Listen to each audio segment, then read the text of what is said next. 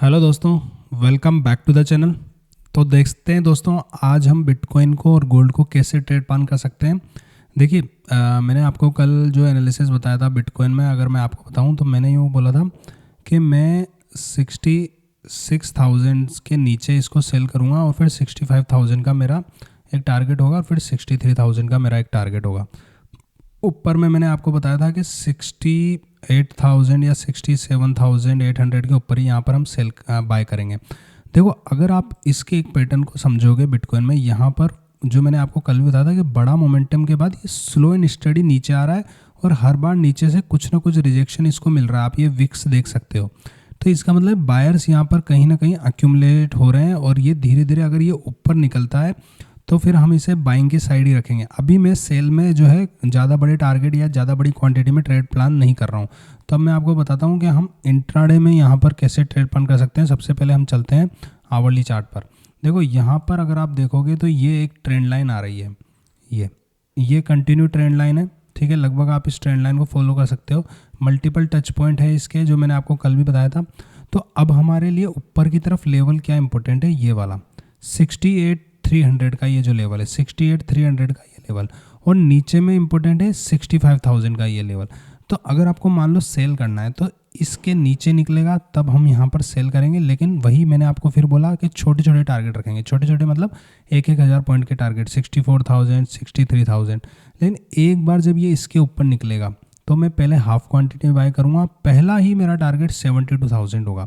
ठीक है, और फिर अगर ये इसके ऊपर भी निकलता है 72,000 के ऊपर, फिर तो सीधा 80,000 के आसपास का यहाँ पर मेरा टारगेट होगा।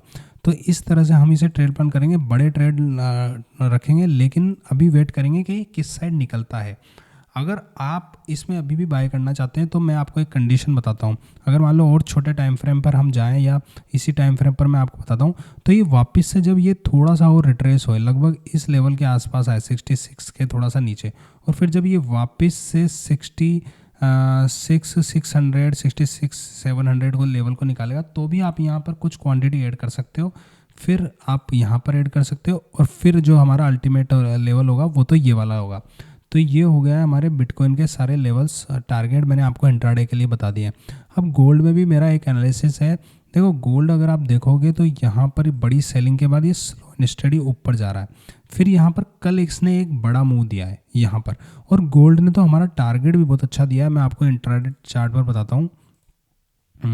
ये वाला मैंने आपको बोला था कि इस लेवल के नीचे निकलेगा, यहाँ पर इस लेवल के नीचे निकलेगा। ये लेवल था शायद 5120 का। इस लेवल के नीचे निकलेगा तो एक बड़ा टारगेट आएगा। मैंने आपको टारगेट बताया था 4920 तक का, और अगर आप देखोगे तो 4880 तक के भी इसमें टारगेट आए, और विद इन आवर मतलब 1 घंटे में ही इसने बड़े टारगेट दिए। तो कल हमारा एनालिसिस सही था और यहाँ पर हमें परफेक्ट टारगेट मिले। अब देखो, ये स्लो एंड स्टडी एक्यूमुलेट हुआ है और वापस से अगर आप देखोगे थोड़ा सा रिवर्स हो रहा है। तो हम क्या करेंगे, गोल्ड को वापस से सेल करेंगे 4880 के नीचे, और फिर टारगेट रखेंगे 4650 तक का भी। इतने बड़े टारगेट हमें यहाँ पर मिल सकते हैं। हो सकता है कि कुछ बीच में मिडिल में कहीं पर रुके, तो 4750 तक का पहला टारगेट और फिर 4650 का टारगेट। तो यहाँ पर फिर है एक हमें बड़ा टारगेट मिलेगा। ऊपर में अभी मैं वापस से बाय तभी करूँगा जब ये 5096 का ये जो लेवल है वापस इस लेवल के ऊपर निकलेगा, तभी मैं यहाँ पर कोई बाय करूँगा।